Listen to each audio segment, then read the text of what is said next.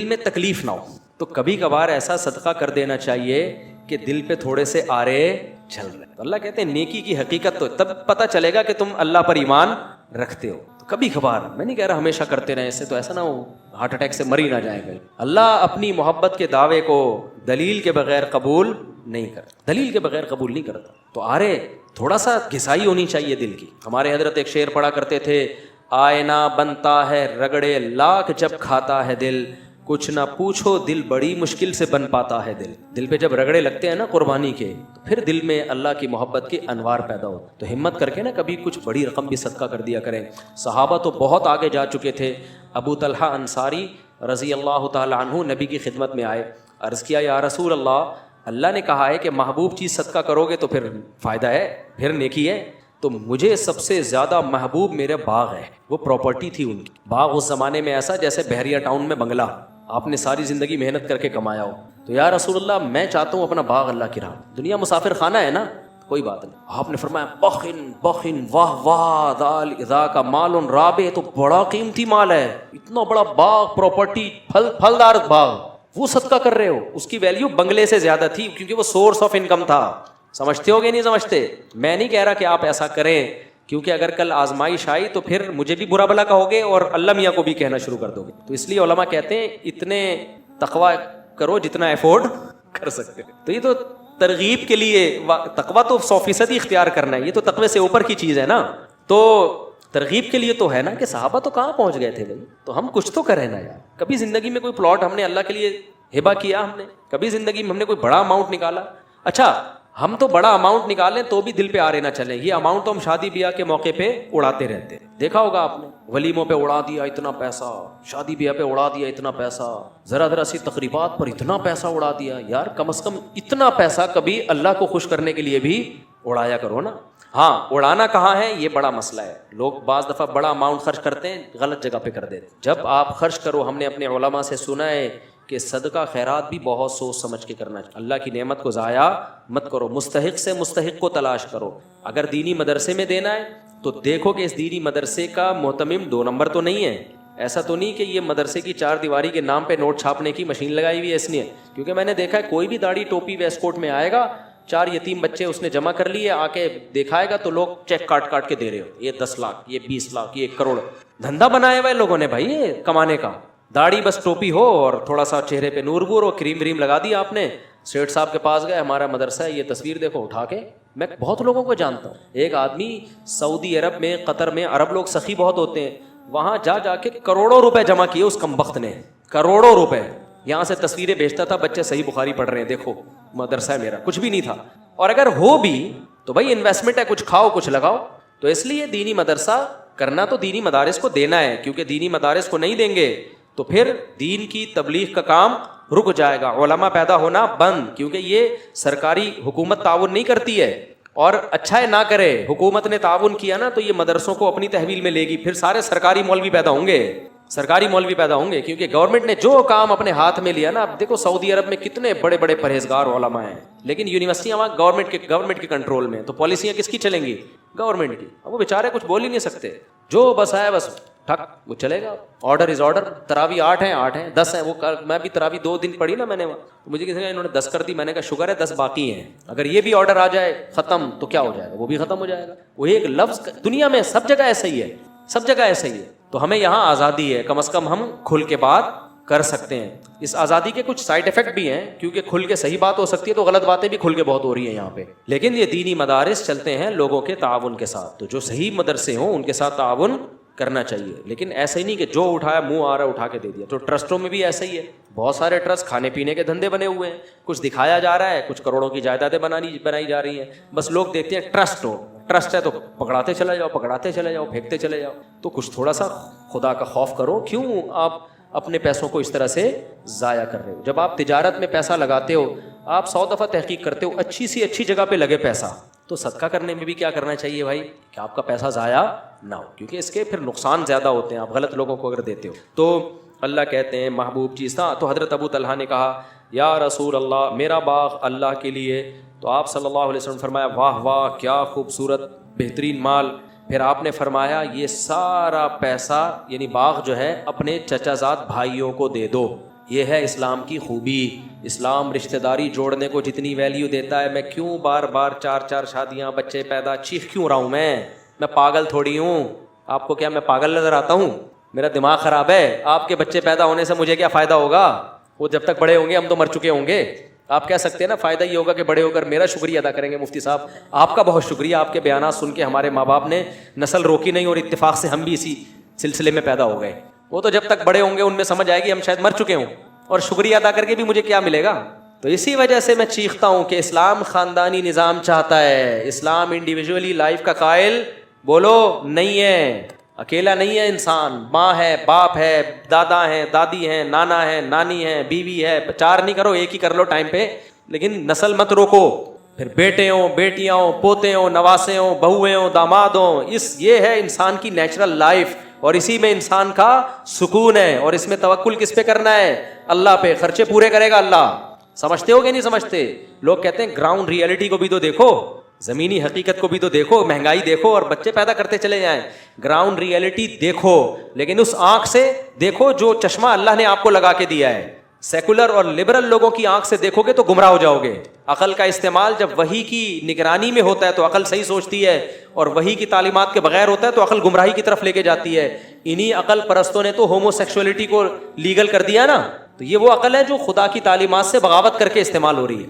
تو ground reality ایک طرف یہ کہتی ہے نا مہنگائی, غربت. گراؤنڈ ریئلٹی یہ کہتی ہے کہ بچے جب پیدا ہوتے ہیں تو ماں کی چھاتیوں میں فوراً دودھ آ جاتا ہے. اس کا مطلب جس نے پیدا کیا وہ غافل نہیں ہے, تو وہ دوسرے میں بھی دے گا. آپ کہہ سکتے ہو دودھ آ رہا ہے نا بھائی, اس وقت ضرورت دودھ کی ہے اس لیے دودھ آ رہا ہے. اللہ بتا رہا ہے کہ جس وقت جو چیز کی ضرورت ہوگی وہ میں دے دوں گا. دودھ پیدا کرنا تو سب سے مشکل کام تھا, باقی چیزیں تو انسان پیدا کر لیتا ہے. دودھ نہیں پیدا کرتا. آج تک کوئی کمپنی دودھ پیدا نہیں کر سکی ہے ماں کا دودھ, اور اس کا آلٹرنیٹ بھی پیدا نہیں کر سکی.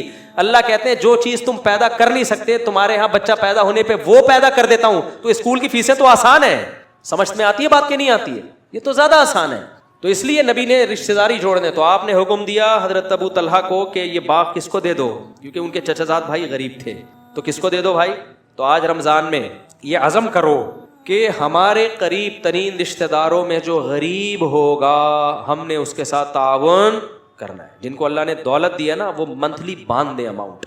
بھائی کو بھائی سے یہ کہنا نہ پڑے کہ تو کروڑوں روپے کماتا ہے, میں گٹکے کی دکان بھی نہیں کھول سکا, کچھ تو میرا خیال کر. یہ کہنا نہ پڑے, وہ خود سوچے کہ بھائی اللہ نے رشتہ داروں. تو نبی صلی اللہ علیہ وسلم نے قانون سازی جو کی, نقصان کس کو ہو رہا تھا؟ مالداروں کو. مزے میں کون آ رہا تھا؟ غریب. لیکن آپ نے مالداروں کی پرواہ نہیں کی. مالداروں کی پرواہ نہیں کی آپ صلی اللہ علیہ وسلم, بلکہ مالداروں پہ اور ٹینشنیں آئی ہیں. جب آپ صلی اللہ علیہ وسلم نے حضرت معاذ بن جبل کو یمن کا گورنر بنا کے بھیجا تو ان کو حکم دیا کہ ان کو بتانا تمہارے رب نے تم پہ زکوٰۃ فرض کی ہے جو تمہارے مالداروں سے لی جائے گی جبرن, زبردستی. حدیث میں جبر کے الفاظ نہیں لیکن مراد یہی ہے, زبردستی. صحیح ہے نا؟ دی کس کو جائے گی؟ وَتُرَدُّ إِلَىٰ فُقَرَاء يُؤْخَذُ مِنْ أَغْنِيَائِهِمْ, انہی کے مالداروں سے لے کے, وَيُرَدُّ إِلَىٰ فُقَرَائِهِمْ, اور انہی کے فقیروں میں بانٹ دی جائے گی. ہم نہیں لیں گے وہ, ورنہ حکومتیں کہتی ہیں, گورنمنٹ کہتی ہے کون لے گا؟ ہم لیں گے.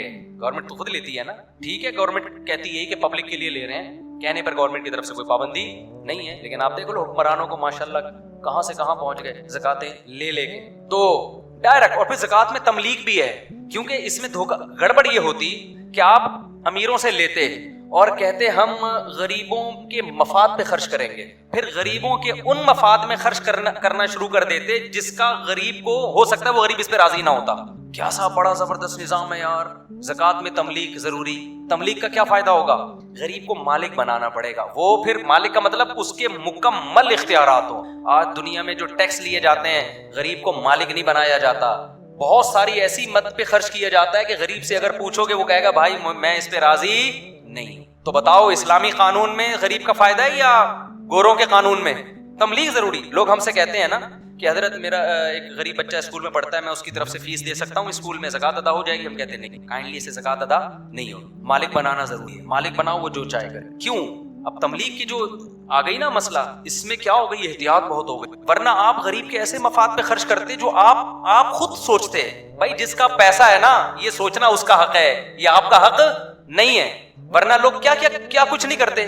دیکھو بہنوں کی وراثت کھاتے ہیں نا لوگ, تو دو طریقے ہوتے ہیں کھانے کے. ایک طریقہ یہ کہ کھا کے ڈکار مار کے بھاگ گئے آپ, بدنام ہو جاتے. ایک طریقہ یہ ہوتا ہے کہ بھائی یہ پیسہ ہمیں دے دو, میں ہوں عید بقرعید پہ کپڑے, یہ ہم آپ ہی کے لیے, بھائی میں تمہارا بھائی ہوں, میں کوئی لے کے تھوڑی بھاگ رہا ہوں, میں آپ کے مفاد میں خرچ کروں. عید بقرعید پہ کچھ کپڑے بنا کے دے دی, کچھ کبھی اس کی بچی کی شادی میں کچھ خرچہ کر دیا. کیا وہ غریب بہن اس پہ راضی ہوتی؟ اس سے پوچھا جائے, وہ کہے کہ بھائی میں اپنی خیر خواہ ہوں نا, جتنا مجھے اپنے بارے میں پتا ہے, مجھے بقرعید کے کپڑے بنانے ہیں یا عید کے کپڑے بنانے ہیں, یہ مجھے زیادہ پتا. اس کی مثال دیکھو, آپ جب تنخواہ لیتے ہو آفس سے, تو اگر وہ 1,00,000 روپے تنخواہ تھی, آپ کے باس کہے کہ اب آپ کو 1,00,000 نہیں ملیں گے, ہم آپ کے مفاد میں, آپ کے قوم کے وسیع تر مفاد, آپ جب بیمار ہوگے تو علاج کون کرائے گا؟ آپ کی گاڑی کو کچھ ہو گیا تو مسئلہ ہمارا. آپ بولو گے تو مجھے دے دے بھائی, میں جتنا اپنے آپ کو بہتر سمجھتا ہوں آپ نہیں سمجھتے, کائنڈلی یہ نصیحت کسی اور کو ہے نا, مجھے پیسے پکڑا, مجھے پتا ہے میرے, وہ کہہ رہے نہیں ایکچولی دیکھیں علاج اتنا مہنگا ہو گیا ہے نا, ایکچولی ہمیں پتا ہے آپ بے وقوف ہو, آپ 1,00,000 روپے ضائع کر, ایکچولی ہم آپ کے خیر خواہ ہیں, ایکچولی آپ کہہ گئے ایکچولی کو ایک طرف رکھ, مجھے چاہیے پیسہ. اگر پھر بھی نہ مانے تو پھر آپ اس کو پتہ ہے کیا کہنا, آپ کہنا ایکچولی میں کل سے آفس نہیں آؤں گا, آپ نے جو میرے ذمہ کام لگایا ہے نا, ایکچولی یہ کیل یہاں ٹھوکنے کے بجائے اگر میں ادھر ٹھوک دوں گا نا, اس سے کمپنی کو زیادہ فائدہ ہوگا. ایکچولی یہ جو آپ مجھے کہتے ہیں نا صبح صبح آ کے بجلی کا بٹن آن کر دیا کرو, آف کر دیا کرو, میں آف رکھوں گا تاکہ آپ سولر پہ آ جاؤ. ٹوپی ڈرامے لگانا شروع کر دو گے نا, ان ٹوپی ڈراموں سے بچنے کے لیے اسلام نے کیا کہا, غریب کو پکڑا بھائی, پیسہ مالک بنا اس کو. ہاں وہ غریب جو نابالغ ہے اس کو ڈائریکٹ دینے میں نقصان ہے, نابالغ بچے میں شعور نہیں ہوتا, اس لیے اس کا ولی اس کا باپ ہے, تو اس کی وراثت اس کی, اگر باپ غریب ہے تو نابالغ بچے کی زکات کس کو دی جائے گی؟ اس کے باپ کو. لیکن پھر اس کے باپ پر پابندی ہے, 1 روپیہ بھی نہیں کھا سکتا اس میں. پھر لا, اسلامی لا جب آپ اٹھائیں گے نا, پھر اس میں یہ کہ باپ اس سے پراپرٹی تو خرید سکتا ہے, گولا گنڈا نہیں خرید سکتا, کیونکہ وہ ختم ہونے, صدقہ بھی نہیں کر سکتا اس سے, صدقہ بھی نہیں کر سکتا. اب بعض فقہا اس کے قائل ہیں کہ اس سے صدقہ جائز ہے, کیونکہ یہ بچے کا فائدہ ہی فائدہ ہے, اس میں صدقہ آخرت میں ذخیرہ. امام حنیفہ نے کہا یہ فائدہ نہیں ہے, نقصان ہے. نقصان اس لیے کہ آخرت کو نہیں دیکھا جائے گا, یہاں کس کو دیکھا جائے گا؟ دنیاوی نقصان کو. صدقہ دنیاوی لحاظ سے نقصان دہ ہے, لہذا نابالغ بچے کو اس نقصان سے بچایا جائے گا. جب وہ بالغ ہوگا, باشعور ہوگا, پھر اس کے پاس آپشن ہوگا کہ دنیا کا نقصان کر کے آخرت کمانی ہے یا نہیں کمانی ہے. تو جب تک اتنا شعور نہیں ہو جاتا, اس کی رقم سے صدقے کی بھی اجازت نہیں ہے. صدقہ کر دیا تو باپ پر پینلٹی پڑے گی, باپ پر لازم ہوگا کہ وہ صدقے کے پیسے اپنی جیب سے بچے کو واپس کرے. وہ فائدہ کس کو ہو رہا ہے ان سارے قوانین کا؟ بتاؤ نا, غریب کو فائدہ ہو رہا ہے کہ نہیں ہو رہا؟ تو یہاں بھی اب دیکھو, نبی صلی اللہ علیہ وسلم فرمایا ان کے امیروں سے لے کے کہاں لوٹائی جائے گی. یہ نہیں کہ ریاست کے بیت المال میں جمع ہوگا, پھر پتہ ہی نہیں چل رہا اس کمبخت سے کروڑ پتی کا علاج ہو رہا ہے کہ گورنمنٹ سڑک بنا رہی ہے کہ کیا کر رہی ہے اس سے. تو یہی حشر ہو رہا ہے نا حکومتوں میں, یہی حشر ہو رہا ہے. تو سارا فائدہ کس کو جا رہا ہے؟ غریب کو جا رہا ہے. اور پھر فقہا جو مجتہد ہیں, انہوں نے ایک بڑا مسئلہ حل کر دیا. نبی صلی اللہ علیہ وسلم کے دور میں نا, سونے کی قیمت 7.5 تولہ سونا اور 52.5 تولہ چاندی, ان دونوں کی قیمت کیا تھی؟ سیم. اور ان دونوں کو زکوٰۃ کا نصاب بنایا. بعد میں سونے کی ویلیو بہت بڑھ گئی اور چاندی کی ویلیو اس کے مقابلے میں نہیں بڑھی. بعد میں فقہا پریشان ہوئے کہ اب سونے کو نصاب بنایا جائے یا چاندی کو, ویلیو میں فرق ہے. اب ہمیں نہیں پتا نبی کی نظر میں اصل جو نصاب تھا وہ چاندی تھی یا سونا. اگر ہمارے پاس کوئی ایسی حدیث ہوتی جس سے پتا چل جاتا کہ دونوں اصل ہیں, تو ہم کیا کرتے؟ دونوں کا ریشو نکال لیتے. 7.5 تولہ چاندی سونا اور 52.5 تولہ چاندی کا کیا نکالتے؟ ویلیو کا ریشو, کہ بھی دونوں اصل ہیں, تو اب دونوں کی قیمت میں فرق ہو گیا تو ریشو نکال لو. لیکن اس بات کا امکان ہے کہ اصل پیغمبر کی نظر میں چاندی 7.5 تولے کو اس لیے معیار بنایا ہو کہ وہ اس وقت 52.5 تولے چاندی کے برابر تھا. یہ ممکن ہے یا نہیں؟ یہ بھی ممکن ہے کہ اصل 7.5 تولہ ہو, 52.5 کو اس لیے معیار بنایا کہ وہ 7.5 کے بولو برابر. اب فقہا پریشان ہوئے تو فقہا نے کیا کیا؟ 52.5 تولہ چاندی کو. وجہ اس کی ہے کہ جب انہوں نے اجتہاد کیا, دیکھا قرآن و سنت ہر جگہ فیور کس کو دے رہا ہے؟ غریب کو. بات سمجھ.